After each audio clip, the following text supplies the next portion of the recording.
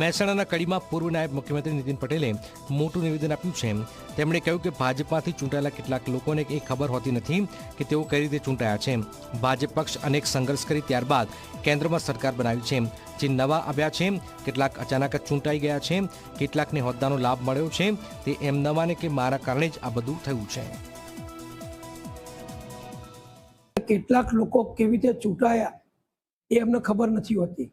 મેં ભૂતકાળની વાત કરી હતી કે ભારતીય જનતા પક્ષ જૂના જનસંઘથી શરૂ કરી અને જુદા જુદા તબક્કામાં અનેક સંઘર્ષો કરી, અનેક આંદોલનો કરી અને આજે કેન્દ્રમાં સરકાર બનાવી ના સ્ટેજે પહોંચી ગયો છે।